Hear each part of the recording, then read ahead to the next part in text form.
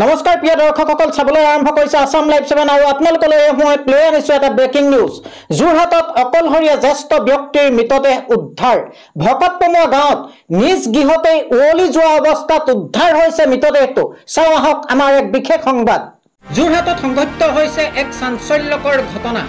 নিজ গৃহৰ ভিতৰতে ওলি যোৱা অৱস্থাত উদ্ধাৰ হৈছে এটা মৃতদেহ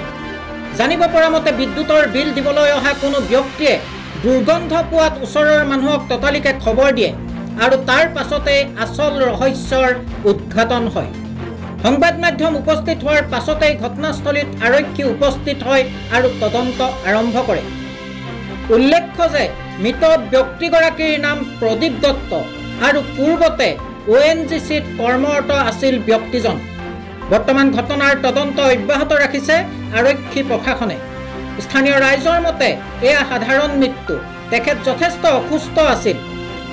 পৰৱৰ্তী সময়তে লক্ষণীয় হ'ব প্ৰকৃততে হৈছিল কি যোৰহাটৰ পৰা পৰাণ মেধিৰ ৰিপৰ্ট আসাম লাইভ 7 দাদা ইয়াত থাকে বহুতো আছে জীৱানীক বিয়া দিছে জীয়েক এজনী বিয়া দিছে যোৰহাট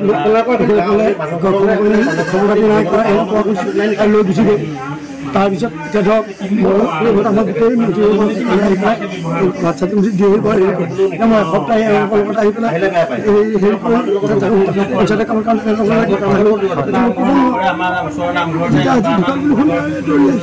প্ৰথমতে আচলতে কোনে গম পাইছিলে আচলতে বিল দিবলৈ আহিছে তেখেত আচ্ছা আৰু ঘৰৰ মানুহ কোনো নাছিলে নেকি নাই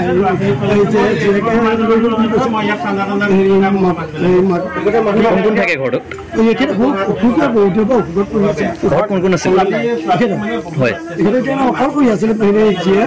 জোঁৱায়েক আৰু ইয়াত আছিলে জীয়েক জোঁৱায়েক আছিলে এতিয়া নাই ইয়াত আহেও থাকেও এতিয়া মানুহজনৰ নামটো কি আছিলে কি কৰিছিলে তেখেতে কি কৰিছিলে কি কৰিছিলে আমিও বেলেগ বেলেগকে দূৰতে তেওঁ গাটো বেয়া আছিলে ন মাজতে গা বিষ হৈ আগতে গা বেয়া হলত মানে চবে ডক্টৰ ওচৰত নি মেলি দেখালে কৰিলে তাতে এডমিটো কৰিলে এডমিট কৰোঁতে ভাল পালে ভাল পাই পিনে তাৰপিছত আহিলে আহি পেলাই ক'লে বোলে মই গাঁওবুঢ়াই ফোন এটা কৰিছে হেল্ল' দেউতা আহিলে তাৰপিছত তেওঁ মানে আৰাম পালে নহয় আহি ইয়াতে স্কুটি লৈ ইফালে ইফালে ওলাই মেলি যায় তাৰপিছত আমাৰ পৰিয়ালৰ মানুহবোৰে চবেই আমাৰ ভাতকে আমাৰ ইয়াৰ ভতিজা জোঁৱাই ভাত পানী দি মেলি থাকেহি তাৰপিছত বিহুৰ দিনা আমাৰ ল'ৰাটোও আহিছে ল'ৰাটোও আহি পেলাই ভাত পানী দিছেহি জলপান দিছেহি এওঁ দিছেহি একেলগে দিয়া মেলা কৰি এইবোৰ বাচন চাচন ধুই লৈ চাফ চিকুণ কৰি তাৰপৰা গ'লগৈ তাৰপৰা এই মাজতে এইকেইদিনহে তেওঁৰ লগত যোগাযোগ হোৱা নাছিল কিমান দিনৰ পৰা দেখা নাছিলে বাইদেউ আপোনালোকে 4-5 দিনমানৰ লগত যোগাযোগ নাই তেওঁ ফোন কৰিলে মানে ফোনটো ৰিচিভ নকৰে তাৰপিছতে কল বেকো নকৰে কোনো দিন মানে তেওঁ মিছ কল নাজানেও নেকি চাব নাযায় ক'ব নোৱাৰোঁ আমি তেনেকৈয়ে ভাবোঁ মিছ কল চাব নাজানো চাগে আমি ফোনটো কৰিলে যদি লগতে পাওঁ তেতিয়াহে কথা পাতে আৰু এতিয়া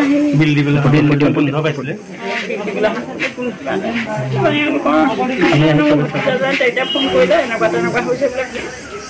আমি ঘৰৰ পৰিবাৰে ইমান যত্ন লোৱা নাছিলে নেকি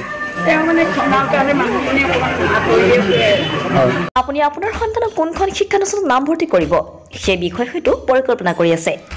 এখন উন্নত পৰ্যায়ৰ শিক্ষানুষ্ঠানত নাম ভৰ্তি কৰিবৰ বাবে আপুনি শিৱসাগৰ জিলাৰ বৃহত্তৰ আমগুৰি অঞ্চলৰ উচ্চ শিক্ষাৰ অনুষ্ঠান আমগুৰি মহাবিদ্যালয়খনক নিৰ্বাচন কৰিব পাৰে এই মহাবিদ্যালয়খনে উচ্চতৰ মাধ্যমিক চূড়ান্ত পৰীক্ষাত অসমৰ ভিতৰত সপ্তম আৰু দ্বিতীয় স্থান দখল কৰি দুবাৰকৈ অঞ্চলটোলৈ গৌৰৱ কঢ়িয়াই আনিবলৈ সক্ষম হোৱাৰ লগতে স্নাতক আৰু স্নাতকোত্তৰ পৰীক্ষাতো প্ৰথম শ্ৰেণীৰ প্ৰথম স্থান আৰু সোণৰ পদক লাভ কৰিবলৈ সক্ষম হৈছে আমগুৰি মহান মনীষীসকলৰ অক্লান্ত শ্ৰম আৰু ত্যাগৰ বিনিময়ত 1967 চনতে প্ৰতিষ্ঠা লাভ কৰা মহাবিদ্যালয়খনে সোণালী জয়ন্তী বৰ্ষ অতিক্ৰম কৰি সাফল্যৰ বতৰা লৈ ভৱিষ্যতৰ দিশে আগবাঢ়িছে পঢ়া-শুনাৰ ক্ষেত্ৰত কিছু পৰিমাণে দুৰ্বল ছাত্ৰ-ছাত্ৰীৰ বাবে বিশেষ শ্ৰেণীৰ ব্যৱস্থা তথা বৃত্তিমুখী পাঠ্যক্ৰমৰ অন্তৰ্ভুক্তি ল'ৰা আৰু ছোৱালীক পৃথক পৃথক NCCৰ সুবিধা মহাবিদ্যালয়খনৰ ইতিবাচক দিশ ৰাষ্ট্ৰীয় মূল্যায়নৰ প্ৰত্যয়ন পৰিষদ নাকৰ দ্বাৰা A গ্ৰেড লাভ কৰা আমগুৰি মহাবিদ্যালয়ত আপোনাৰ সন্তানটিক নামভৰ্তি কৰাই আপুনিও সফলতাৰ অংশীদাৰ হোৱাৰ সুযোগ লাভ কৰিব পাৰে